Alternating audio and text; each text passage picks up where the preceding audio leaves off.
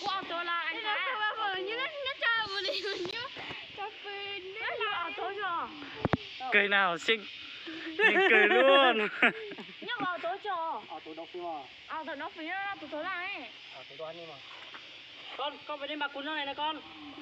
Ôi trời. Anh Phong, con trai mà. Quần đi cho nó đi nào. Ơi. Con gái thì phải. Anh Khánh ơi, con đấy cho là biếng của ai biếng con đấy Khánh? Ai biếng thành con đấy? Họ chuyển quay đâu rồi, bây giờ quay đi. Họ chuyển đi. Thôi để em quay chính nó bán. Và cảnh chính thì thôi. Hiện tại chỉ đang làm là hai cái nhựa. Hay hòn già. Vì ai biến hay Cái này là hình nhân à? Hình nhân à? Thay thế con người.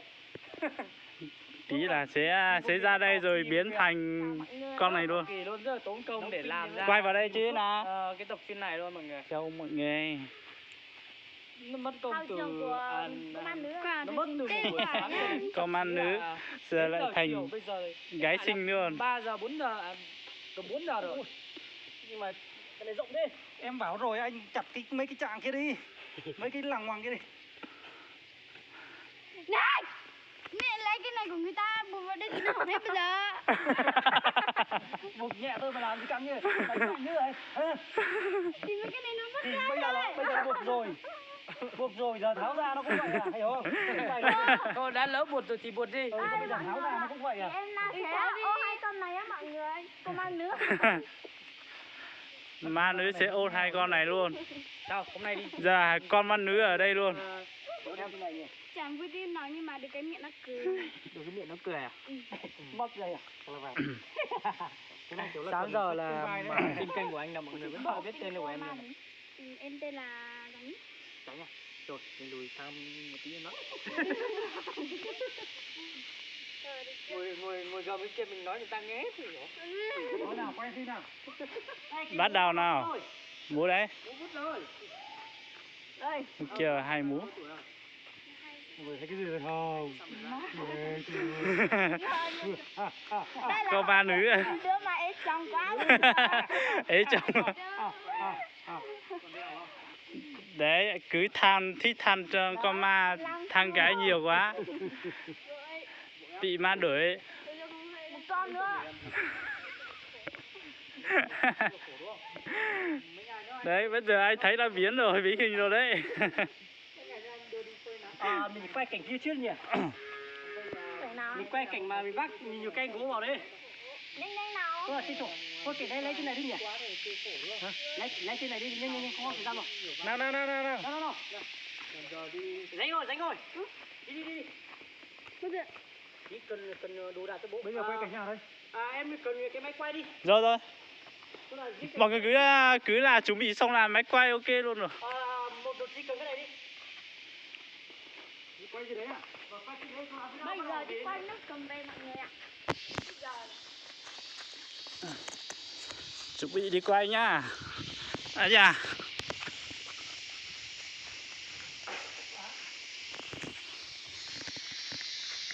Đúng quá. Đây là chuẩn bị ở đây. Mẹ ốp phòng ta lo. Đấy anh để xong là Đi cái công an nữa này cho cái giấy này cho. quanh Ô cho đây cái đấy có nặng không? 3. Này.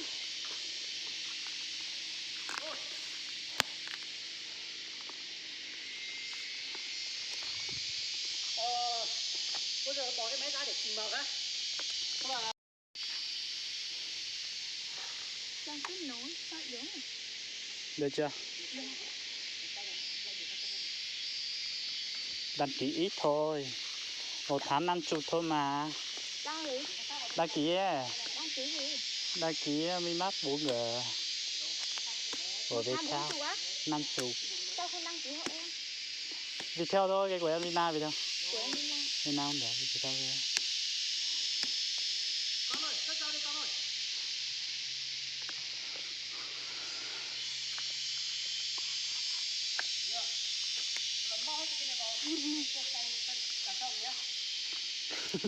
Cái đây hơi nặng đấy. Quay chừng cái đây. Mó lên trên chứ cho nó đỡ nặng chứ. Mó 3 cái được. 3 cành đâu mà.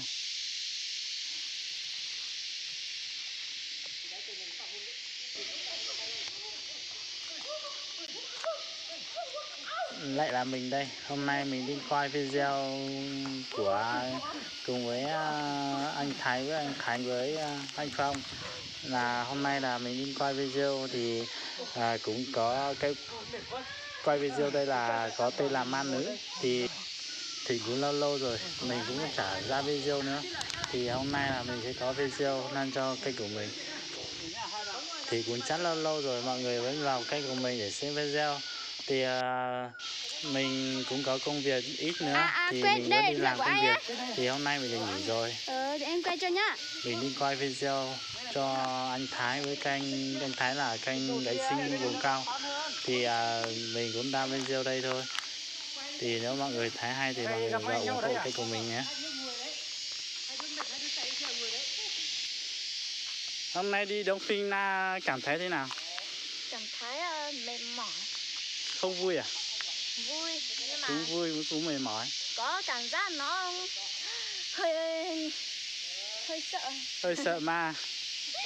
Hơi sợ ma. Đây nhá, đây là con ma nữ. Ma sợ ma. Đây Ma nữ mà còn sợ ma nữa. Ma nữ còn sợ ma. Thôi cố gắng đi. Rồi là chiều nay là không biết có xong không? Không xong thì may rồi tiếp tục nhá. Dạ vâng. Cười cái gì mà cười.